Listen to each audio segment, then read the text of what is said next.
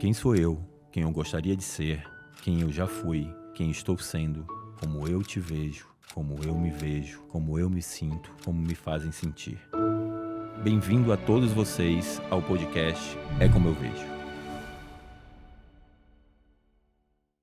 Olá, estamos aqui em mais um episódio do podcast É Como Eu Vejo e hoje estou com convidados incríveis e por sinal, ela esteve aqui no primeiro episódio. Foi tão falado o nome dela no meu primeiro episódio que eu não podia deixar de ter ela aqui com a gente. Hoje temos Letícia Vidico, que é tantas outras coisas, além de jornalista e diretora criativa do CNN Plural. É isso? Olha, já até recebi um upgrade aqui de cara. Já joguei uma diretora. Diretora, joga pro universo. Diz que quando a gente joga pro universo, a gente recebe. Então eu aceito, tá? Receba. Muito bem. Muito bom estar aqui. O Rafael Câmara esteve aqui, né? Fez a minha propaganda. Não tinha como eu não estar aqui. Muito bom, Léo, estar com você no podcast. Parabéns aí pelo projeto. Muito bom e já te amo. E claro que eu ia chamar alguns amigos e pessoas que eu fico muito fã com o trabalho deles. Vocês vão ver vários deles aqui, alguns são médicos e hoje eu também estou com o Olímpio Chacon, pernambucano, anestesista e especialista em dor. Oi, Léo, obrigado. O pernambucano é o principal dessa característica aí pra mim. Claro, nós somos nordestinos, né? Nós nordestinos, a gente gosta de sempre afirmar isso, porque é o cartão de visita da gente, quando a gente vai pra qualquer lugar. Mas obrigado e vamos lá. Vai ser um desafio, meio que a gente vai sair um pouco da minha caixa hoje, mas vai ser incrível. Hoje a gente vai falar sobre uma coisa que me incomoda, e eu acho que incomoda muita gente, que é quando você fala de autoestima, eles colocam logo a palavra bem-estar, né? E quando a gente fala de bem-estar, são tantas coisas, tantos passo-a-passos de bem-estar, né? O skincare certo, os florais certos, os medicamentos certos, a yoga, né?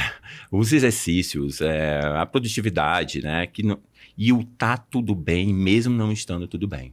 Letícia, eu queria te perguntar primeiro se essa indústria do bem-estar está mostrando para a gente que a gente não está nada bem. Sim, eu acho que essa indústria do bem-estar está escancarando aquilo que está dentro da gente, sabe? Eu ouvi você começando a falar, a gente está falando de autoestima. Trazendo aqui um pouco para a população preta, a autoestima é um dos grandes problemas da população negra. Porque a gente, lá no nosso passado, isso foi retirado de nós, né? Como um povo pode ter autoestima quando por muitos anos ele não foi visto como bonito? Tudo que era relacionado a gente, ao nosso cabelo, a cor da nossa pele, o nosso nariz, o jeito que a gente se veste, a maneira como a gente se fala, tudo isso por muito tempo foi visto como algo repugnante, como não era sinônimo de belo. Eu tô com 38 anos e eu cresci num movimento de tentar, por algum momento, ser a pessoa que eu não era, mas graças a Deus me libertei. E graças a Deus a gente está mudando e hoje a gente se enxerga assim, com tudo isso que eu falei, que tentaram dizer que não era belo e que é belo. Só que a gente ainda tem um grande problema de autoestima. E não estamos nada bem, porque eu acho que essa indústria do bem-estar, ela tá aí para querer ser comercial. Né? Para vender produto, para vender um estilo de vida, procedimentos, para vender seguidor ou para aumentar seus seguidores, para conquistar likes. Só que eu acho que a gente, talvez o movimento pós-pandemia, quando a gente se recolheu dentro de casa, né? A gente teve que lidar com muitos fantasmas e muitas coisas não legais que a gente tem dentro da gente. E eu tenho visto mais as pessoas querendo encarar esses monstros que tem internamente e questionar o que é bem-estar, né? O que é estar bem. É muito complicado, porque as pessoas, eu acho que, no fim, a gente adora colocar tudo no mesmo saco, né? Então, bem-estar, autoestima, beleza, procedimentos, parece que tudo tem que estar dentro do mesmo pacote. Eu acho que a maturidade faz com que a gente entenda que a gente tem que abrir esse pacote e ir, né, abraçando o que você precisa priorizar, porque algumas pessoas, elas não precisam priorizar logo de cara a beleza, elas precisam priorizar o bem-estar dela. Que na minha cabeça, bem-estar estou no lugar onde eu me sinto bem, me relaciono da maneira que me faz bem, faço coligações com pessoas que me fazem sentir bem, para depois, com isso, eu começar a acessar a minha autoestima, quem eu sou, como eu gostaria de ser, que é mais algumas perguntas que eu sempre faço aqui dentro do podcast. E eu tenho muito medo dessa coisa, porque assim, isso também leva a muitas dores, né? Isso leva aos medicamentos paliativos. E é a minha conversa com o Olímpio, né? A gente tem uma sociedade que ama os paliativos, que amam remédios para parar de sentir dor. A gente tem uma sociedade depressiva, a gente tem uma sociedade que tá todo mundo precisando gerar conteúdo o tempo todo. E é um conteúdo muito doido, gente, porque assim, a gente tá brigando com algo que a gente nem sabe o que é. A gente tá brigando com um fantasma chamado algoritmo. A gente não sabe quando é que ele vai entregar a melhor foto, quando ele vai entregar o nosso melhor produto, quando ele vai entregar o nosso melhor serviço. Porque, querendo ou não, o Instagram, as redes sociais são uma terceira via hoje, né? Então, se eu não consigo vender, eu fico sem dinheiro. Sem dinheiro, tudo meio que desmorona, né? Então, a minha autoestima desmorona, começo a sentir outras dores, as pessoas olham pra gente com um olhar de, não deu certo. E tem essa coisa do número ainda, né? Tipo, e é uma conversa que eu sempre tenho aqui. O número parece ainda muito importante, né? Você não tem 10 mil seguidores. Você não tem tanto curtida. Você não teve tanto like. E isso vai pressionando as pessoas e as pessoas começam a buscar em outros lugares esses paliativos, né? Esses microalívios. E aí eu queria te perguntar o quanto de dor as pessoas chegam dentro da sua clínica, né? Então, assim, tô falando de dor do tipo, eu preciso estar perfeito, eu preciso estar bom, eu preciso entregar muito conteúdo e o quanto isso vem fazendo as pessoas sentirem dores no corpo. Léo, eu acho que eu encararia isso como um conjunto de dores, de vários perfis. E lembrar que sempre que dor é um conceito subjetivo, né? A minha dor é diferente da de Letícia, é diferente da sua. Então, eu acho que eu pego um grupo meio diverso de dor. Acho que por eu ser muito jovem ainda no mercado, tipo, talvez as pessoas se identifiquem mais comigo, até por essa coisa de você se expor com uma pessoa jovem, uma paciente jovem se identifica mais com você. Então, eu pego muitos perfis de pacientes, muitos que querem estar naquela produção excessiva, sabe? Eu tenho que me encaixar nisso. E vendo essa medicação ou querer um procedimento porque, tipo, tem muita tensão muscular, tem muita dor miofacial, que é aquela dor muscular, pescoço, ombro, região glútea, principalmente em mulher, certo? E você vai falar, tipo, eu posso te tratar, posso te dar um procedimento, fazer alguma coisa para você, mas veja, isso eu vou tratar o seu sintoma, eu não vou tratar a sua causa. A causa é sua desordem do sono, você não dorme bem, você é muito estressado, seu ritmo de trabalho é isso. Você tem uma hora no seu dia para você? Você pode ir na academia? Eu trabalho muito, mas minha hora no dia realmente se encaixa na hora que eu vou pra academia. Eu boto meu fone, escuto minha música alta e tô lá no meu momento comigo, certo? Mas eu tenho aquele momento comigo que eu consigo relaxar, sabe? Mas algumas pessoas não conseguem isso porque elas acham que tem que ter essa produção excessiva.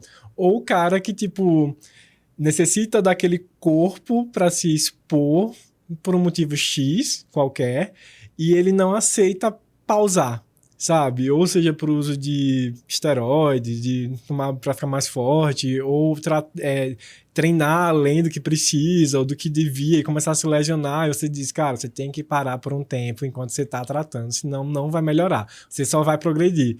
E vem naquela queixa, não, mas eu tenho que ir. A gente encontra isso muito em atleta, mas, é um público diferente, eles vivem daquilo. Sim. Então, você tem um manejo com um atleta muito diferente. Mas uma pessoa que ela não vive daquilo, sempre questiona, velho, você vive do seu corpo? A pessoa tem uma formação, ela trabalha, em algum lugar, e ela não vive daquilo. Aí, então, para um pouco. Sabe? Mas talvez porque a recompensa dos likes dela venha mais pelo corpo do que pelo que ela faz, né? Sim. E aí a gente tá nesse lugar, né? Tipo assim, eu tô coligando com quem? E é uma coisa que eu tenho falado, já tô no terceiro episódio e continuo falando sobre o mesmo assunto, né? Porque assim, a minha internet sou eu que faço. Então, talvez o que as pessoas querem de mim na minha internet foi o que eu comecei a dar muito. Né? Então, assim, se eu não falo muito do meu trabalho, se eu não exponho muito mais de quem eu sou, eu vou estar alimentando essas pessoas só desse corpo. Então, talvez, Olímpio, a pessoa não consegue sair desse ciclo, né? Porque, assim, é um ciclo vicioso. Sim. Se eu dou corpo, se eu entrego todo o tempo, se eu faço o meu bom dia com o meu mamão e com o meu melão todos os dias, se você deixar de fazer, as pessoas, por que você deixou de fazer? Você fica naquele ciclo, né? As pessoas querem muito que as pessoas continuem numa constância, né? Tipo assim, eu tô sentadinho lá, mas eu quero que você continue fazendo. Por que você vai parar? Mas eu não faço nada. E eu tô pedindo pra pessoa não parar. Porque é isso que acontece na internet, né? As blogueiras não podem parar. Os A influenciadores gente não vive podem uma parar. segunda vida, né? É isso. É como se a rede social tem a vida real, física, né, presencial, e tem a vida virtual. Sim. Você falando sobre isso, né, eu comecei a aparecer no vídeo esse ano, né, e tipo, não faz nem um ano ainda.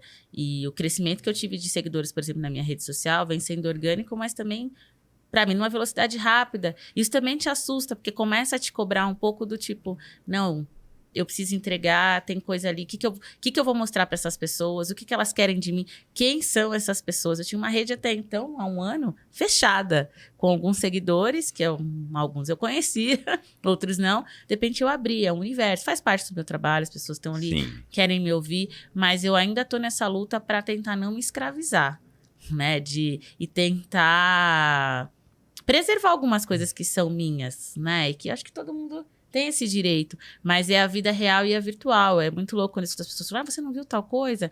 Tá lá nas minhas redes sociais. Você não viu tal... Tipo, sabe, uma coisa que eu odeio. Eu quando saio com pessoas e de repente a pessoa tá ali o tempo todo fazendo story, tirando foto. Você vai num show, você vê através da tela. Fica em casa e vai ver, sabe, as pessoas estão perdendo o momento real. E isso eu acho que tem que ficar um pouco atento. E só complementando aquela, eu acho que talvez o seu corpo mostrar a você que esse é o freia, cara. Tipo, tá na hora de você diminuir um pouco, desacelera isso. Porque você vai sustentar um desejo alheio, mas onde tá o seu desejo e o seu prazer? Será que eles são concretos ou eles são fluidos e, tipo, se alguém deixar de seguir você, você vai sofrer por uma coisa que não existe, né? É alguém virtual que te vê, que te dá um like, dá aquele prazer momentâneo, né? Que até a gente trabalha isso muito na dor com as medicações. Sim, os paliativos, que é, né? tipo, hoje se fala muito de epidemia de opioide e tudo mais, e aquele prazer que tem. Você toma e tem aquele prazer, aquele bem-estar, mas acaba. E você fica naquela necessidade de mais e mais, mas, tipo, não é concreto. Você não vive aquilo. Acabou ali, mas botou o celular no bolso, tipo, sua vida vai continuar e a pessoa, tipo, nem lembra que você existiu, né? Mas a gente está falando disso de pessoas mais maduras, né? A gente tem aí algumas frases do tipo, se você perdeu o ônibus, seja você o ônibus. Não dá para você, né, pegar essas frases que saem à torta e à direita dentro das redes sociais e achar que dá para fazer isso, né? Então, assim, as pessoas maduras como você, Olímpio, e como você, Letícia, que já entenderam o equilíbrio das redes sociais, o que devem entregar e o que não devem entregar, estão num caminho muito mais à frente da pessoa que tem medo de perder a única compensação diária dela, que são as curtidas e os stories e as pessoas conversando com você. Porque talvez essas pessoas não tenham uma vida tão interessante. Elas estão vendendo uma vida que elas acham que é interessante. E aí elas começam a fazer o comparativo o tempo todo, né? Porque elas estão ali vivendo aquilo. Talvez aquilo seja a vida delas, né? E eu não estou demonizando a internet, porque eu acho que a internet ela é maravilhosa. Ela é super positiva para quem sabe usar a internet e ela é super negativa para quem não está sabendo usar a internet e que não tem a maturidade para isso.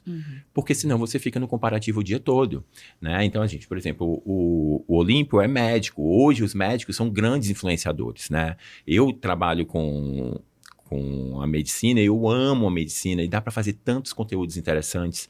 Não precisa ser o engraçado o tempo todo, não precisa ser o divertido o tempo todo, até porque, assim como você, jornalista, a gente espera que de vocês dois, a gente tenha um canal ali de responsabilidade, um canal de trazer o novo, de trazer coisas que talvez eu não consiga ver na televisão, porque eu não estou em casa, mas eu estou com o celular na mão. Então, assim, o quanto a gente não está influenciando da maneira que deveria influenciar. Por que eu não pego essa máquina tão potente e faço disso uma grande força?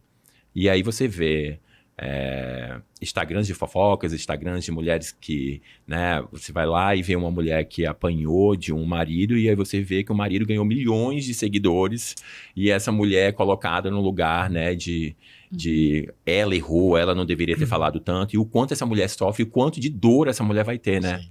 No corpo, na alma, né? Porque... E o Olímpio estava falando uma coisa muito legal, e eu acho que acontece muito em relação a isso, que é essa coisa de quando o paciente chega lá com a dor, e aí, quando ele se coloca num lugar mais frágil, que eu acho que é isso, e eu até tatuei isso quando a minha irmã morreu, que é quando você se permite ser mais vulnerável, você consegue ser você mesmo. E o Olímpio estava contando pra gente, antes de começar o podcast, de que o paciente chega com a dor, mas quando ele deita para ter o tratamento, o paciente está vulnerável e ele começa a falar mais sobre ele. E aí? E aí que é a hora de pegar os ganchos e, cara, eu vou fazer um procedimento em você, independente do que seja, mas pegar essas informações e vamos ajustar, né? Vamos pegar a causa do que é isso e jogar para você, porque lógico que eu não vou te dar um caminho, vou te orientar que provavelmente sua causa de dor é essa, mas talvez eu me limite e não possa resolver porque é sua vida pessoal. Sabe, eu sempre falo, tipo, minha consulta começa quando eu vou buscar o paciente na sala de recepção, porque eu vou ver como ele vai me receber, como ele vai se levantar, como ele vai caminhar até a sala, como se ele vai aceitar que eu puxe a cadeira e vai sentar na cadeira que eu puxei, e quando eu puxar a cadeira ele vai sentar na cadeira oposta. E eu já sei que existe um mecanismo de defesa. Nossa, vai ser mais difícil. E às vezes você tem até aquele, sabe que é o homem é mais difícil, a mulher é mais difícil. Não tem nada a ver. Tipo, varia muito do seu sofrimento naquela hora você querer resolver. Eu acho que tem um perfil muito prático e outros perfis não, que vão ser muito mais desafiadores para mim.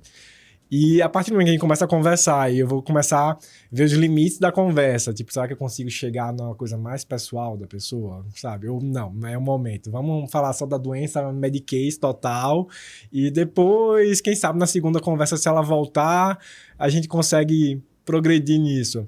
E quando a gente trabalha com dor, principalmente dor crônica, independente de seja uma dor realmente orgânica, seja uma lesão, ou a gente tem um grupo de dores que a gente não tem uma lesão específica, né? A gente tem uma alteração de percepção de dor, fibromialgia, enxaqueca, distúrbio temporomandibular, intestino irritável, são dores que a gente não tem uma lesão específica, né? É uma desordem do cérebro de perceber essa dor.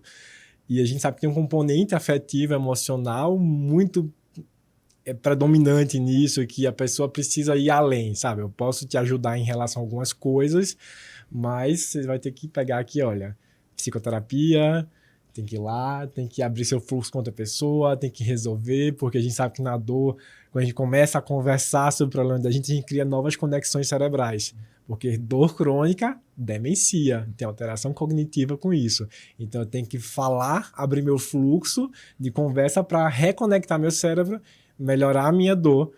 E tem alguns trabalhos, melhora a dor não, mas melhora muito a minha funcionalidade e qualidade de vida. Então quando eu trabalho com dor, sei que eu tenho que, talvez com dor crônica, eu nunca consiga te dar uma vida zerada como você tinha antes. Mas eu tenho que dar a funcionalidade a você, certo? Então você tem que se tornar funcional para o que você quer. Então acho que é nisso que o paciente fica vulnerável, ele se abre na conversa, eu vou pegar as informações, juntar e dizer, melhorou aqui, né? Tá, mas para melhorar o resto, sabe por que isso acontece? Porque essa dor crônica que você tem aqui, tipo, que é no corpo todo, mas é mais no seu pescoço, não sei o quê. Então, como é teu dia a dia? Você trabalha assim, aí começa. Problema em casa, do marido, do trabalho, e tarará, tem uns gêmeos em casa. Isso são todas histórias que eu recebo. Começou tudo quando eu tive um burnout na empresa, aí eu não podia deixar de trabalhar, que é a empresa do meu pai.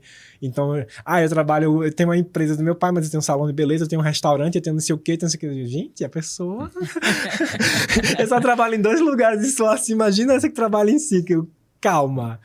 E fica nessa hiperprodutividade, assim, tipo, calma, vamos organizar isso aqui, mas vê, você precisa conversar com alguém. Ela, mas eu não consigo. Eu sei que é difícil, não é só oferecer a você, porque cada pessoa tem seu tempo, né? Imagina, Léo, você precisa fazer psicoterapia. Você vai fazer aquele rolê da psicoterapia, né? Vai em alguém, não gostei. Aí vai em alguém, não gostei. Até chegar naquela pessoa santificada, sei lá, me identifiquei, vou abrir a minha oração com ela e ver se tem continuidade. Então, isso é difícil. Então, quando a gente vai falar, tipo, dou muita aula de dor, então quando a gente vai falar, psicoterapia, não é só dizer, você tem que ir, tá? Querida, vai lá. Não, porque isso demora. Sim. Sabe? Não é outra, ela tem que confiar em você, porque assim, a confiança já começa com você. Se você diz que ela tem que buscar essa outra opção de terapia... Se ela não tá confiando em você, ela tá escutando, ela não tá nem aí pra isso. Então demora esse processo, né? Tipo, é aquilo que você falou no começo, né? Nesse pacote, esse bundle de coisas que você precisa pra ter um bem-estar. Será que, tipo, você chegou na hora certa pra oferecer aquilo, sabe? Porque tem a hora certa também, né? Porque, e é muito engraçado isso que você tá falando, porque assim, eu sou analista de comportamento feminino e afins, eu sou programador neurolinguístico, e muitas pessoas chegavam pra mim e perguntavam, você faz terapia? Não. Eu só fui buscar terapia quando eu, de fato, entendi que eu precisava. Porque tem isso também, né? Sobre o entendimento, né? Então, assim, não adianta você mandar eu fazer quando eu acho que eu não preciso. Tem um estigma ainda, né? Tem um Muito estigma grande. ainda muito grande. E também tem um valor também, né? Não é barato cuidar da saúde mental, né? A gente fala que todo mundo precisa, mas a gente tá ali naquele lugar que a gente consegue pagar. E quem não consegue pagar? E quem não consegue ter essa ajuda, né? E o Olímpio falou uma coisa super legal, e eu vou voltar isso para a Letícia, que é sobre fluxo de fala. O quanto os líderes não conseguem conversar com pessoas pretas das suas próprias empresas, porque eles não abrem esse fluxo de fala, né? Deixa eu entender o meu funcionário, deixa eu entender o meu representante, deixa eu entender essas pessoas que eu coloquei dentro da minha empresa, para saber como é que a gente pode ter uma melhor entrega. Porque eu acho que falta isso, né, Letícia? Eu acho que a gente contrata meio pela cota ainda, e a gente tem que falar isso, porque a gente sabe que é isso, né? Então, assim, eu também vou me colocar como cotista, porque eu sou um homem gay assumido. Então, as pessoas, eu sou legal e sou bacana num lugar, né? Então, talvez em todos os lugares eu não seja. Eu também me coloco nesse lugar, eu também faço parte da minoria, mas a gente tem aí uma minoria que não consegue subir de cargos. A gente está... A pirâmide, né, que até o Rafael falou, que você falou tão bem, né? A pirâmide ainda é muito embranquecida, né? Então, o lugar dessas pessoas pretas, das minorias, estão lá embaixo, talvez nem falando sobre o produto que eles fazem, que eles produzem, porque seria super legal, porque você ter uma conversa plural sobre um mesmo produto, pessoas falando diversas, falando sobre o produto que a gente está criando, talvez o produto seria um produto muito mais premium do que qualquer outro produto, né? Então, você acha que está muito distante esse fluxo de fala, como o Olímpio bem falou? Olha, eu acho que a gente está num caminho, mas está um pouco distante. Eu vou abrir minha fala aqui falando uma coisa que eu sei que o Rafael falou, eu ando falando e eu vou repetir, que é uma frase que eu ouvi, não é minha, mas eu tenho replicado bastante, que é aquilo, né? A gente está na onda da representatividade. E há uma analogia que diz que representatividade é você convidar alguém para sua festa. Inclusão é você convidar ela para a pista de dança. E é exatamente sobre isso quando a gente está falando desse momento, né, desse fluxo de fala. A gente está numa onda hoje de representatividade, diversidade. As empresas entenderam por vários motivos que elas precisam ter um time diverso, inclusivo, né, gente de todas as raças, etnias e assim, gêneros e assim vai. Só que é o que você falou, existe uma pirâmide. A base da pirâmide está ficando mais colorida, né, mais legal. Mas e o topo? O topo, não. O topo ainda é muito claro, né? E uma coisa é entrar. Beleza, você colocou as pessoas ali dentro. Mas o processo não acaba aí. Como você inclui? E para incluir, você tem que ter empatia. E do seu lugar, né? Você gestor. Existe um papel na tua mão. Não basta só abrir, né? Você precisa realmente entender, né? Eu tenho tido conversas esse mês, por conta do mês da consciência negra, muito sobre racismo, tenho falado muito, estou muito nesse lugar, mas uma coisa que eu tenho falado muito e vou continuar batendo na tecla é da tal da luta antirracista, por exemplo. Sim. E do papel dos aliados, né? Cada um do seu lugar, né? Reconhecendo os seus privilégios, porque a gente tem que reconhecer, cada um tem que reconhecer os seus privilégios e quem tem mais, né? Tem que fazer alguma coisa, né? E tentar compreender o outro, tentar entender, tentar olhar sob a ótica dele e incluir de fato, faz com que esse fluxo de fala melhore e com essas pessoas possam conseguir ascender. Porque eu ouvi outro dia de alguém falando que tem o tal do teto de vidro, né? Que as pessoas, elas se incluem, vão entrando, só que chega um momento ali que é um teto de vidro, você não passa mais. Sim. Só que teto de vidro porque você enxerga pra cima. Você consegue enxergar, né? Antes não. Antes não. Hoje você vê. E aí é muito engraçado, eu vou só te interromper isso, porque tem muito a ver com o que eu falei com você no começo, né? Então assim, e você não pode reclamar, porque eu te dei esse teto de vidro. Por que você está reclamando? Antes você não tinha. Então parece que a gente não pode reclamar, né? Eu não posso continuar crescendo. Eu cresci para ter o teto de vidro, mas você não pode mais reclamar. Daqui porque você não passa. Daqui você não passa. E a gente está falando aqui de dor e de autoestima, e essa é uma das causas de dores profundas internas e psicológicas e de prejudicial à autoestima. Porque existe um rolê da oportunidade. Sim, tá? E muito. isso passa por todos nós. Já passei por isso, soma-se até a síndrome do impostor, né? De você, puxa, mas já me deram a oportunidade, eu vou querer mais? Nossa, eu não posso reclamar. Você tá vendo que o outro tem mais, ganha mais, tem mais oportunidade, mas você se vê num lugar e fala, nossa, mas eu já tô aqui. Se eu falar alguma coisa, se eu errar, a porta fecha pra mim. E talvez você não tenha nem direito de errar.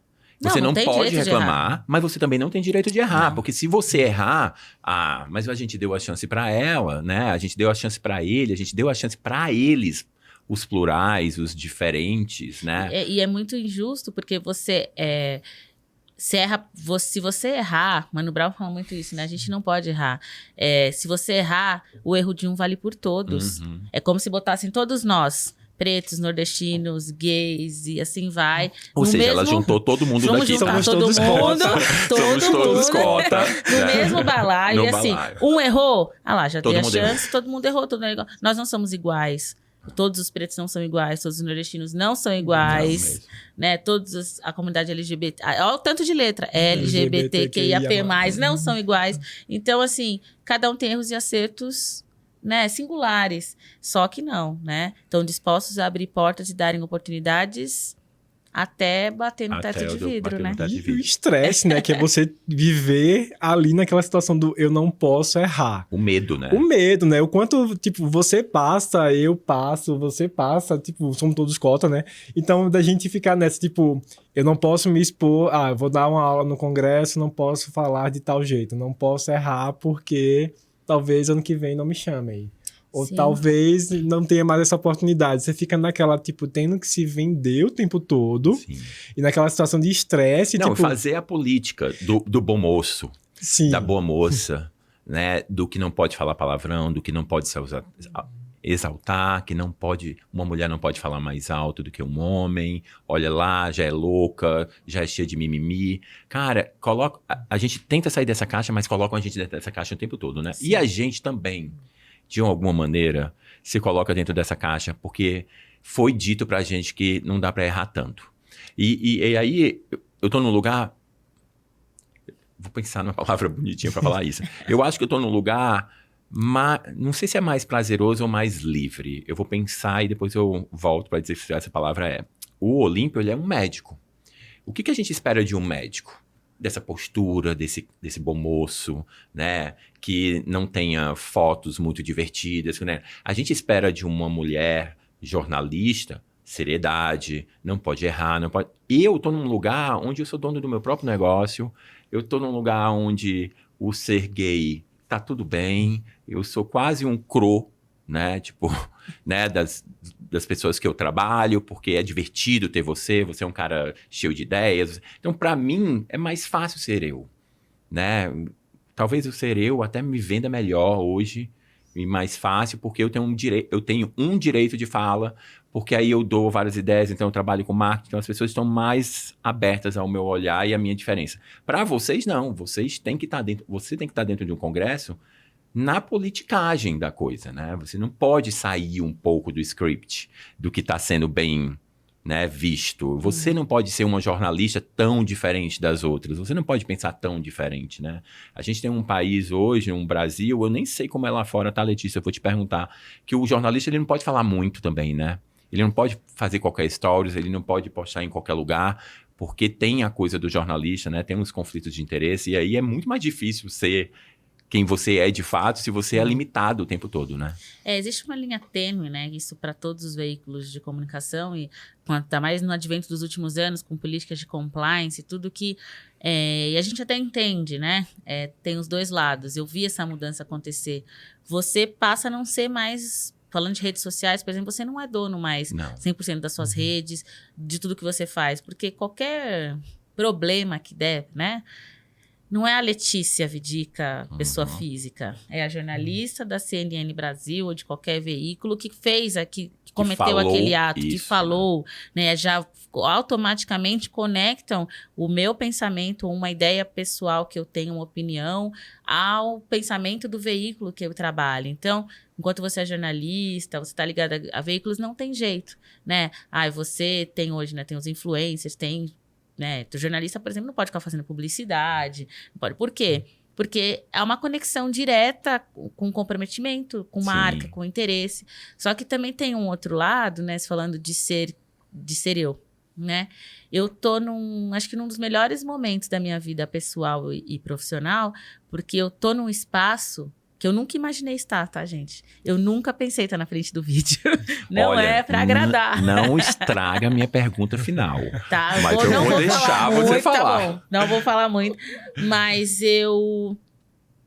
não sei se eu posso falar, talvez seja a Não, eu pergunta tô brincando, final. pode falar, Como pode eu falar. me vejo, porque eu me aceito e foi aberto para mim um espaço para que eu esteja ali como eu sou, né? Então, eu sou essa pessoa colorida que vocês veem, eu sou essa pessoa que troca de cabelo o tempo todo, eu sou uma mulher preta e eu não sou aquela, sou uma preta retinta, não dá para olhar para mim e dizer ela não é preta, só, né? Ela não tem como. Eu falei isso no outro programa, no outro episódio. Não tem como dizer, você, ela não é preta, não, mas ela não é... Porque tem essa fala, né, de gente, não, mas ela não é preta, ele não é preto, né? Eu sou uma mulher com biotipo, talvez, não vou falar aqui do Brasil, mas eu sou grande, eu sou gorda, eu não visto PP, eu não tô no 38, e eu me aceito assim, me acho bonita assim, e o que eu mais recebo nas minhas redes sociais, as pessoas, é agradecendo por isso. Ai, que bom, né? Pela conexão, que bom, eu me vejo em você, você me representa. Isso também dá um frio na barriga, né? Falando do não errar,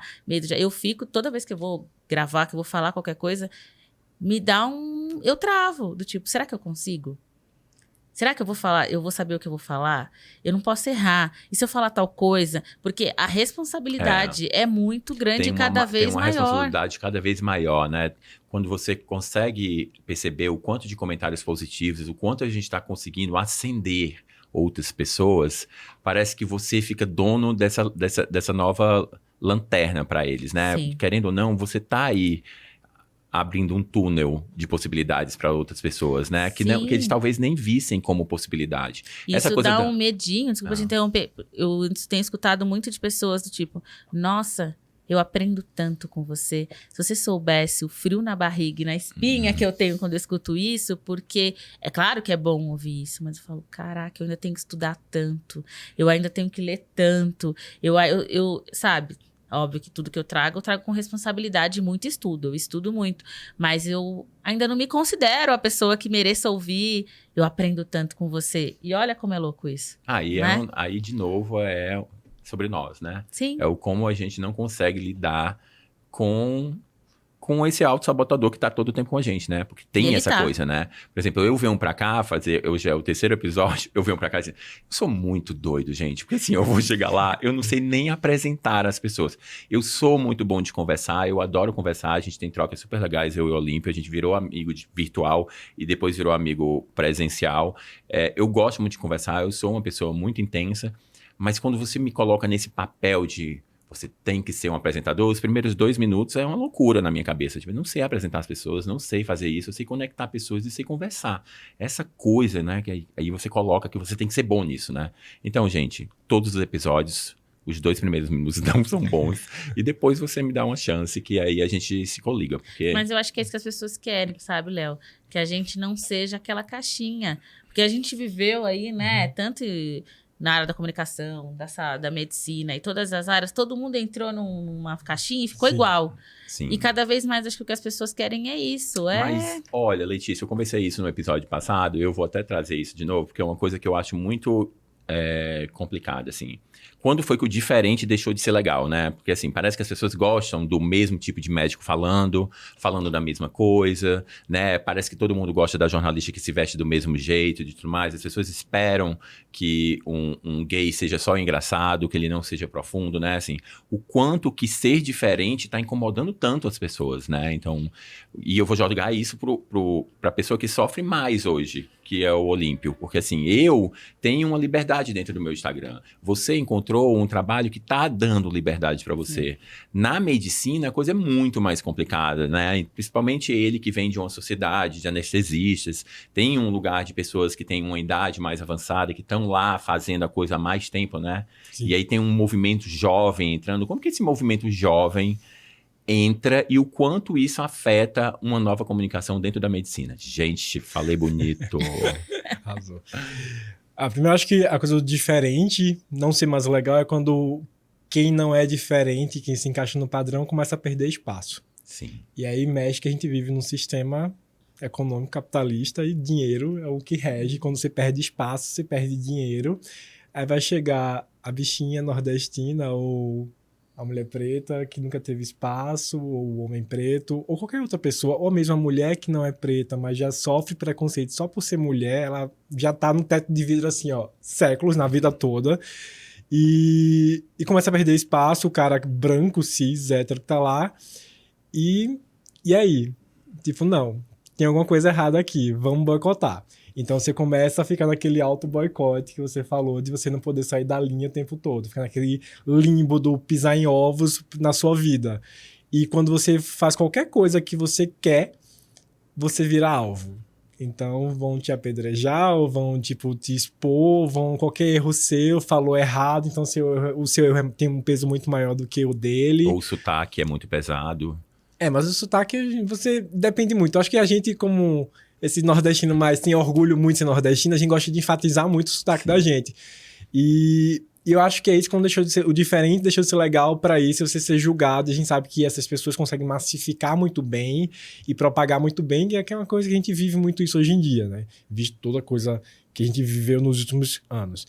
Mas eu lembro que algumas situações minhas já, quando eu entrei no grupo, eu faço parte de um grupo de anestesia e, tipo, fui o primeiro cara gay que virei sócio do grupo.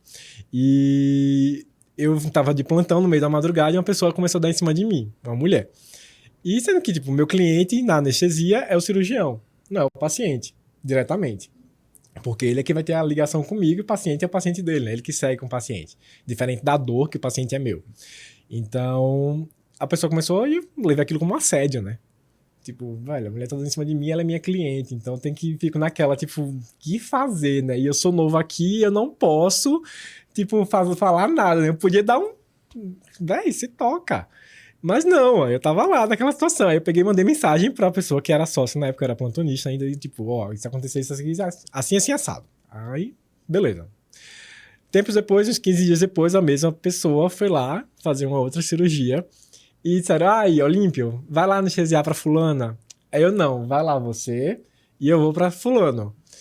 Aí, por que você não quer? Eu, não, porque aconteceu uma coisa chata, aí não sei lidar com isso e tudo mais. Aí, que frescura. Cara, pra mim não é frescura. Aí eu virei pra ele, se fosse um cara dizendo que queria te pegar no meio de uma cirurgia, ele gay, e ele sendo seu cliente, e você sendo um prestador de serviço pra ele, como você ia encarar? Talvez você fosse virar um bicho ali, tipo... Mas não. Então, pra mim, é a mesma coisa. Aí a pessoa parou, né? Naquele período de nóia, assim, tá bom. Mas isso foi muito importante, por quê? Porque eu sei das minhas limitações, tipo, socialmente falando, mas eu atingi um lugar de fala, e eu atingi uma posição em que eu me obrigo a falar.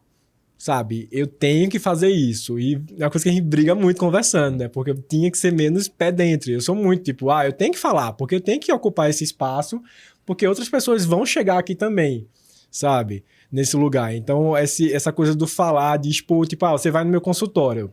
Tem vários homens héteros ou mulheres héteros que vão lá.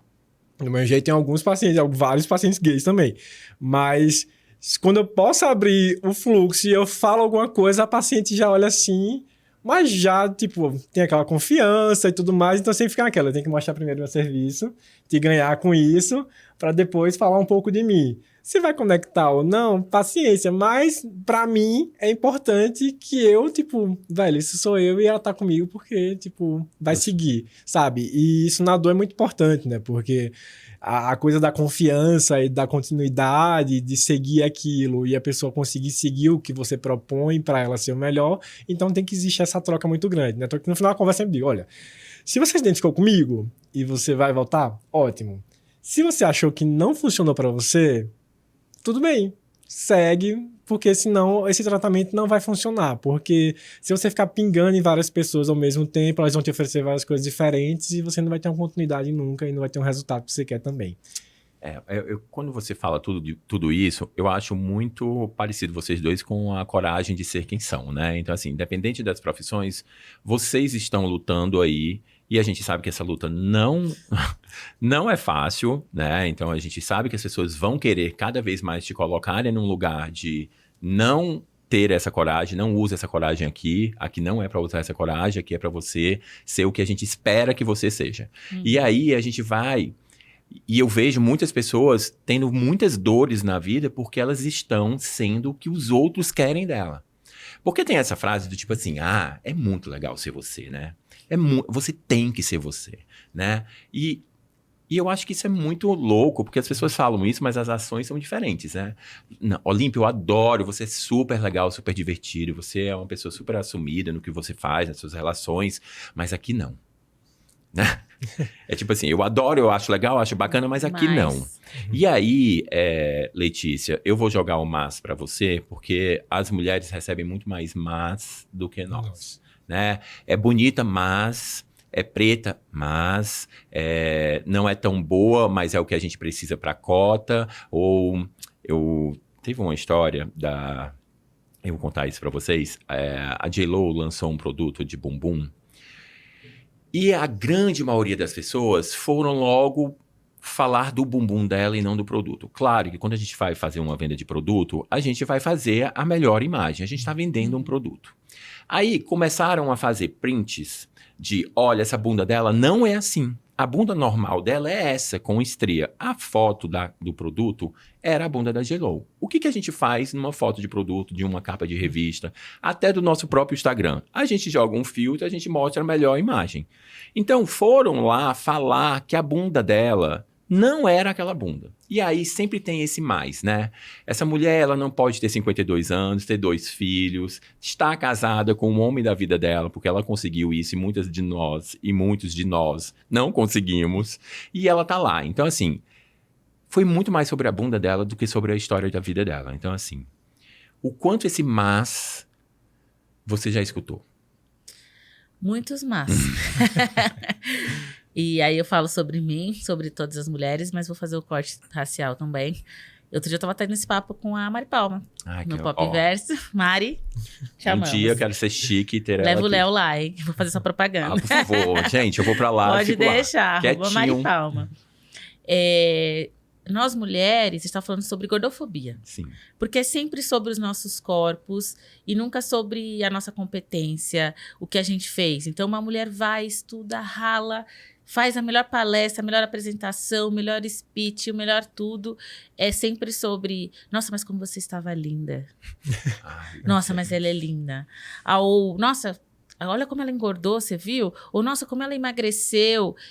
A gente está sempre sendo avaliada por essa capa. Sim. Pela beleza que a gente tem ou que a sociedade acha que a gente não tem. Então, existem muitos mas. E, às vezes, até os elogios, eles têm um tom de preconceito e de misoginia, né? Ou de racismo. Eu nunca esqueço uma vez, eu fui elogiada por um colega de trabalho no local que eu trabalhei. Eu estava sentada numa bancada, a pessoa chegou, eu sentada, a pessoa de pé, olhou e falou assim, nossa, que nariz lindo que você tem. Ou nem falou pra mim, eu falou pra alguém, um terceiro, pra olhar pro meu nariz. Nossa, que nariz lindo que ela tem. Eu achei isso, eu falei, gente, por que uma pessoa tá elogiando o meu nariz? Por quê?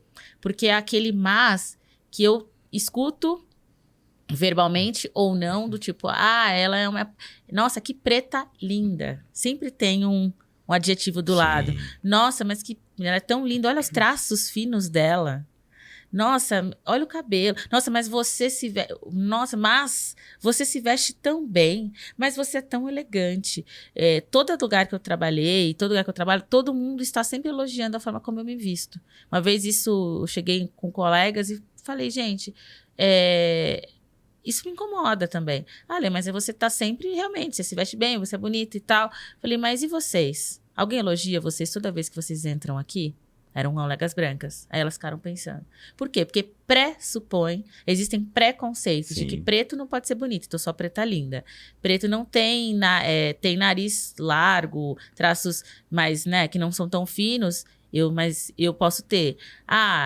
Pretos não podem se vestir bem, eu visto. Então, assim, preconceitos e pré-julgamentos o tempo todo do mas. E o mas. É muito doido isso, porque assim, eu vou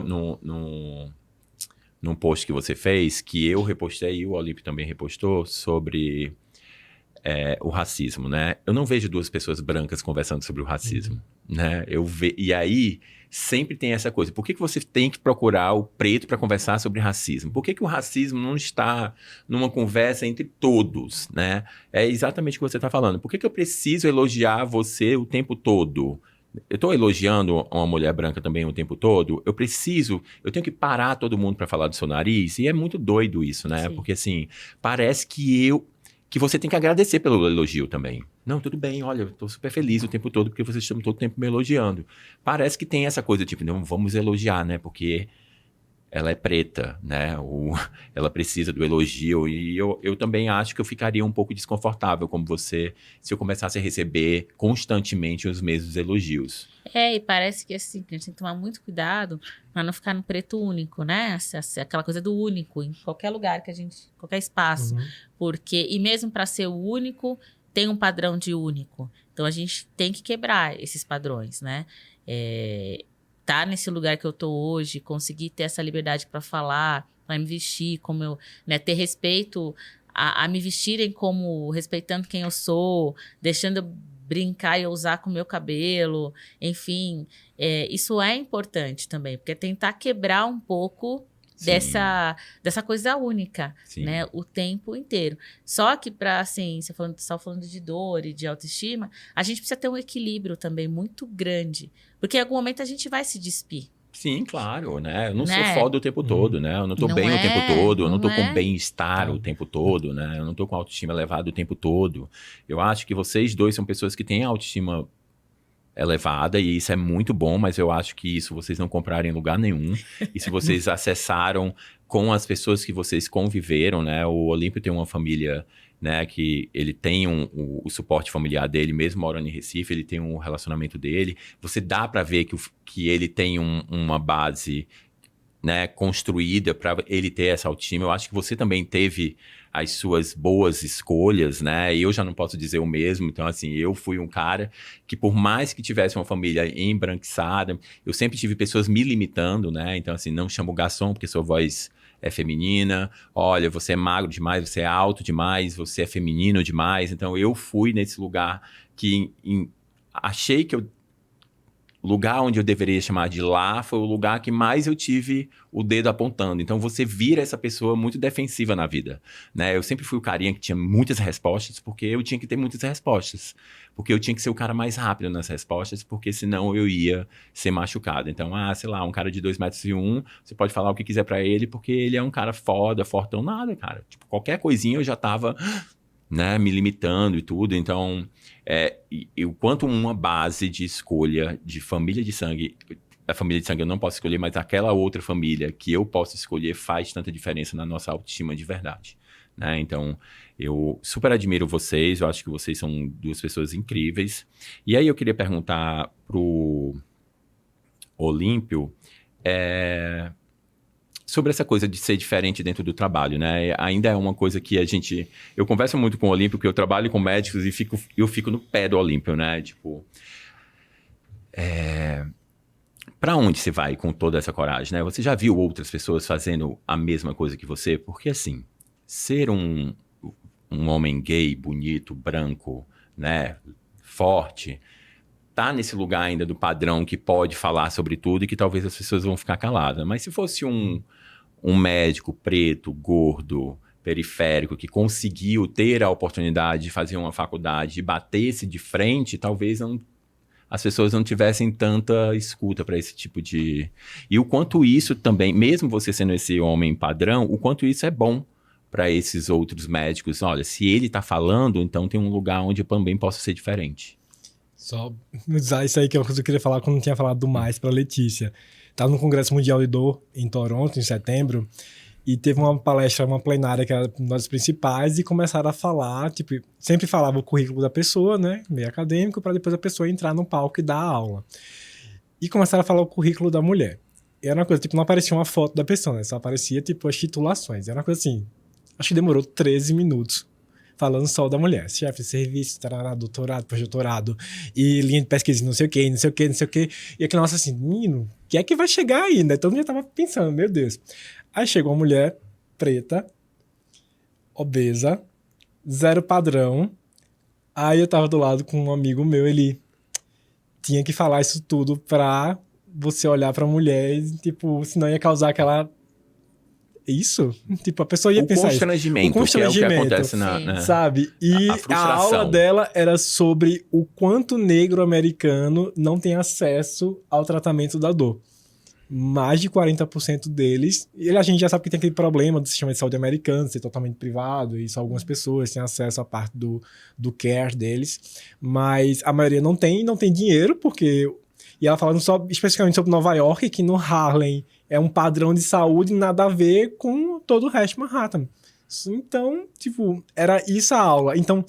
Se não tivesse dado todo aquele papiro do academicismo dela, dizendo quem ela era, provavelmente você não ia nem querer dar atenção. E mesmo assim, quando a mulher subiu, ainda vira alguém e diz, é só falar isso, mas às vezes nem é isso tudo. Só foi lá uma vez na vida e ela bota como título. Nossa. Aí assim, gente, cala a boca.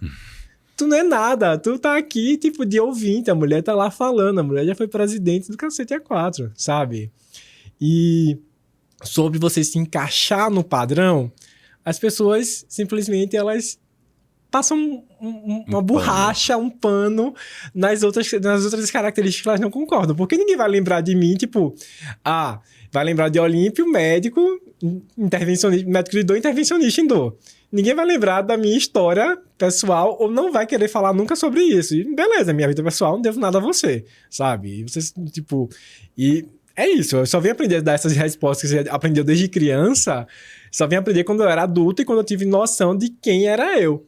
Uma vez eu conversando, eu sempre tive voz fina quando era criança também. E eu atendia telefone e diziam, tipo, achavam que era minha mãe que tava atendendo telefone, né? E quando eu ia pro colégio, eu ganhei vários apelidos aí. E eu era, tipo, eu engordei 40 quilos em 6 meses no colégio. Quando eu mudei de colégio, eu tinha a voz fina e era um menino que ficava lá, tipo, fazendo bullying comigo o tempo todo. Sendo que eu não ia pra casa dizer aquilo porque eu era o filho perfeitinho, sabe? O nerdinho, que sempre se dava bem, bonitinho, e não queria perder esse espaço. Então não falava, e é aquele sofrimento que eu internalizava. Depois que eu passei por tudo, acho que depois da faculdade, eu vi os espaços que eu conseguia ocupar por mérito meu, então eu disse, não, agora eu não posso aceitar nada. Falou, leva, sabe? Independente, você vai perder isso e isso. Beleza. Eu prefiro perder porque eu sei que no final, o importa é o que eu sou, pra mim, sabe? O que eu cresci. Talvez eu perca vários espaços, inclusive, tipo, perca paciente, o que for, mas e eu? Como é que eu tô? Como é minha saúde mental? O quanto de dor isso vai me provocar, sabe? Então eu prefiro ser menos dor, mais eu e ser mais leve, tipo, dormir bem, sabe? Não ter distúrbio do sono pensando, meu Deus, que é o que eu vejo todo dia, né? Um monte de gente, tipo, tem que seguir um padrão, tem que trabalhar assim. Tenho vários pacientes que abrem quadros de dor nociplástica, fibromialgia, enxaqueca, porque é por causa do trabalho, você sabe que ela tem que se provar o tempo todo, por causa do mercado de trabalho é muito mais exigente com ela do que com a gente, homem, independente da sexualidade que seja. Sim. E ela fica nesse ritmo de querer se provar ali profissionalmente e você, velho, tipo, tem que corrigir com medicação, né? Tipo, não é, tipo, ela não tem tempo pra fazer nada que você fala. Tipo, você sabe que exercício físico é muito melhor que medicação em quase todo padrão de dor. E a pessoa não vai. Aí você tem que corrigir o sono, é um remédio pra dormir, um remédio pra depressão, um remédio analgésico, um remédio pra ficar bem, uma vitaminazinha. Mas é mais ou menos isso, né? As pessoas querem o medicamento, né? Sim. Eu quero resolver com urgência todas as minhas dores de uma vida inteira. E a gente não resolve dores de uma vida inteira com uma pílula só. Né? Esse é o primeiro papo de qualquer consulta. Olha, você já viveu com essa dor X anos. Não é hoje que vai passar, nem é com a medicação. Você vai ser paciente como paciente, sabe? E depende muito mais de você do que de mim. Eu vou te dar caminhos e vou te dar meios para a gente chegar no melhor resultado. Vai ficar totalmente zerado de qualquer coisa que seja? Não. Não sei. Difícil. É difícil. Difícil, não tem como prever, mas dá previsão de resultado. Não, gente, isso não é estética, não, que eu vou dar uma previsibilidade de resultado. Isso aqui é você.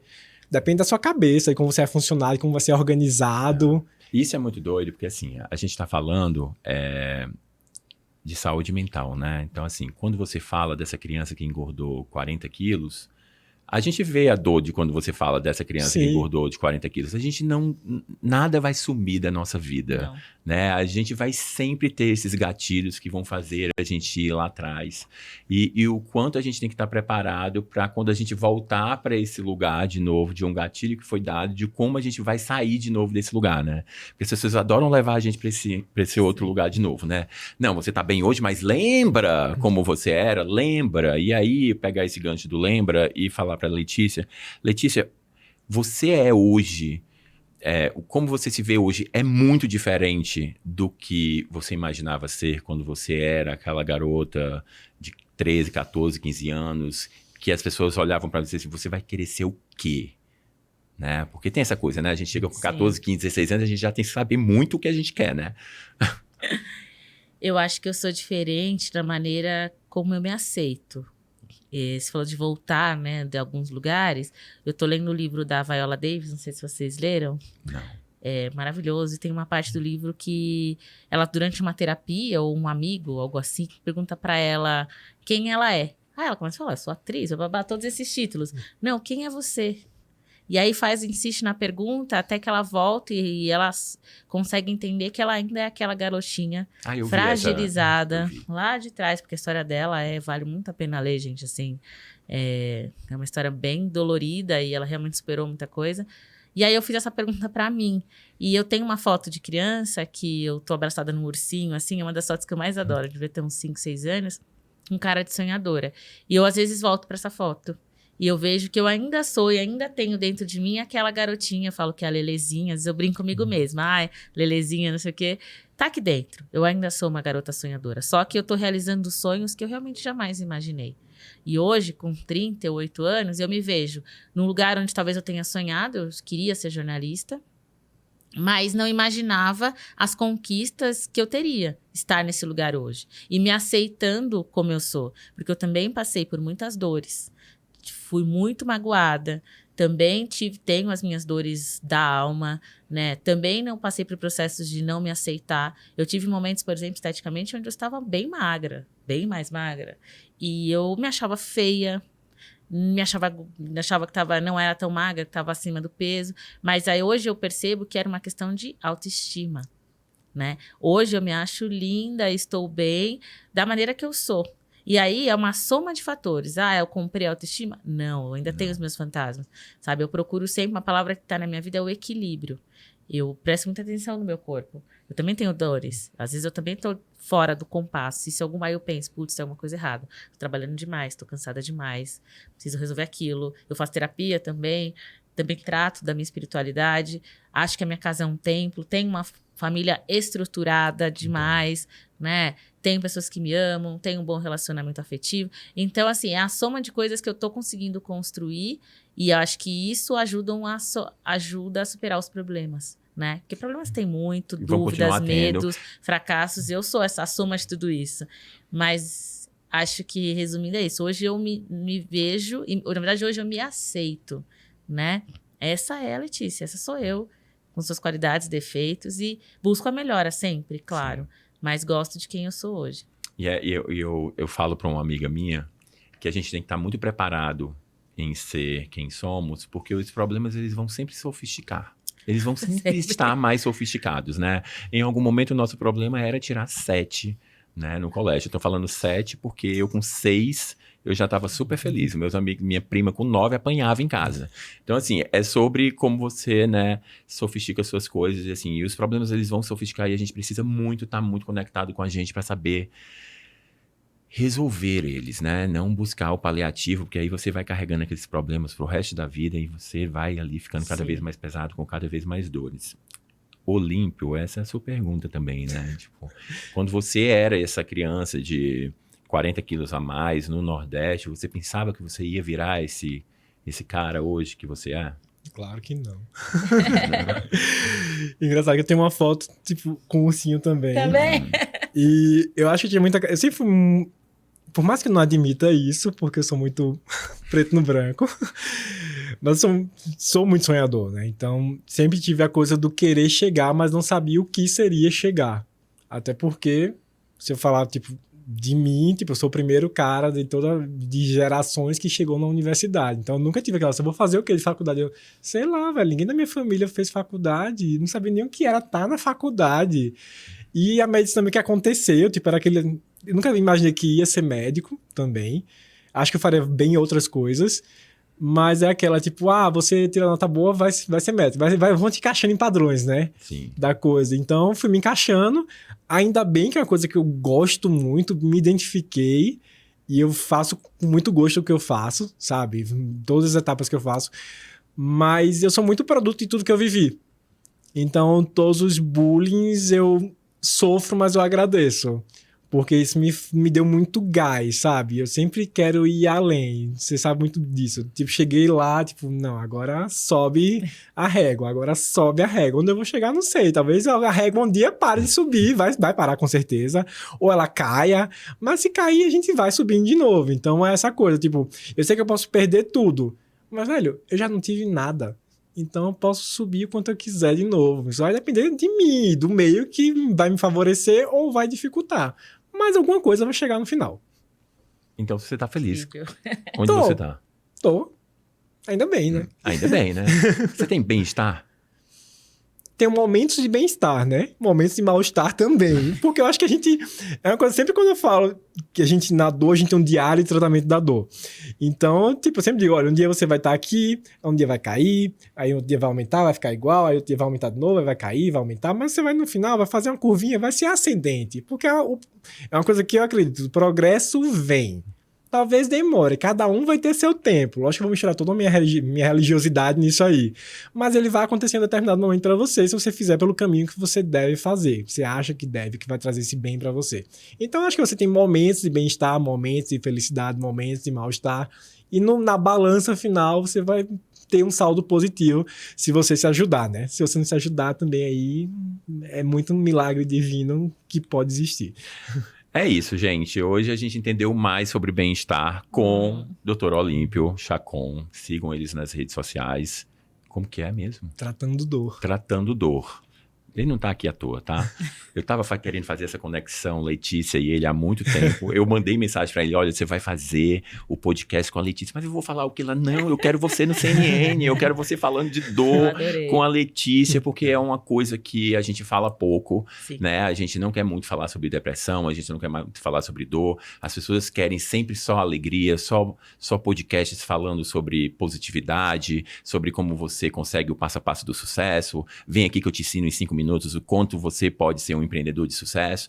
E a gente tem que falar desse outro lugar, o quanto é sofrido chegar nesses outros lugares que todo mundo diz que tem, mas eu nem sei se tem dentro das redes sociais, porque na rede social a gente é o que a gente quer ser, né? Então, a Letícia estava aqui desde o primeiro episódio, espero que ela continue em vários outros episódios. O Rafa super me deu de presente você, eu super sigo, a gente já até te replica, a gente até te reposta. Adoro. Porque eu acho que são coisas que a gente tem que falar sempre. É aquela coisa que você mesmo falou, né? Você tem repetido uma frase que é o quanto você está sendo diverso, né? O quanto você chama para dançar, o quanto você, né, só tem essa pessoa na festa. E é mais ou menos isso. Eu acho que a gente tem que repetir muito até as pessoas entenderem. Então, Sim. repita mais, fale mais sobre isso. E eu acho que sempre tem um novo seguidor, sempre tem uma pessoa nova chegando na nossa vida que precisa escutar, Sim. né? E precisa ser acolhida, né? Então, e eu sempre falo isso, e eu perdi a minha irmã, hoje faz 2 meses que eu perdi minha irmã, a saudade continua, mas eu quero poder ajudar as outras pessoas. É o que eu sempre falo, tipo, se a gente conseguir transformar uma dor em algo melhor, né, em algo que a gente possa amplificar e mostrar para as pessoas, ó, não vai por aí, tem outros caminhos, é o melhor lugar do mundo. Ai, uma delícia estar aqui. Adorei o Olímpio. Já rolou uma conexão aqui nos bastidores. Eu tô a gente vendo, conversa. tá rolando um pouco de ciúmes, entendeu? Você também, pessoa, parabéns pelo que você está fazendo, é importantíssimo a gente abrir esse espaço e, né, falar de racismo, falar de diversidade, de todas as outras, né, de inclusão, é falar de dores. Né? Eu tô usando a minha voz, eu acho que Deus está me dando essa oportunidade, ou me deu esse dom de, através de mim, pela voz, poder levar uma mensagem para tentar curar a dor de alguém. E às vezes eu não tenho a menor ideia para quem que isso vai chegar, mas fico muito feliz quando eu sei que chega e que alguém se conecta e se vê. Porque falar de qualquer tipo de opressão, racismo, machismo, homofobia e assim vai, é falar de dor, né? E falar cura, né? Por isso a terapia tá aí. E aí, eu acho que hoje o Olímpio entendeu por que eu queria tanto que ele estivesse aqui. Porque falar de minorias é falar de dor, né? Então, a gente precisa muito curar essas dores e não só paliativos e remédios para que a gente consiga seguir curando mais gente, ajudando mais gente, né? Fazendo essas pessoas perderem o medo de buscar, né, ajuda, né? Porque às vezes é o que eu falo, tipo assim, tem muita gente que não consegue ter a terapia, não consegue pagar uma terapia, mas se você escolher um bom amigo, aquele amigo que te escuta, já é um bom negócio, né? Sim. Tanto como você disse da atriz, que o amigo dela perguntou, o amigo dela fez essa transformação. Então, se coliguem com pessoas diferentes, vá buscar pessoas diferentes. É o que eu sempre falo, tipo, você não precisa ter os melhores amigos a vida toda, você pode ter novos, bons, melhores amigos que podem te mostrar um mundo completamente diferente do que você estava vendo e você ser curado de várias outras coisas. E é isso, termina aqui. E eu consegui fazer 5 perguntas, né? Porque os outros 2 episódios não saía da segunda. Estou amadurecendo dentro desse episódio. Até a próxima. Obrigado, gente. Foi lindo. Uma delícia. Obrigado, tchau, gente. Tchau, tchau.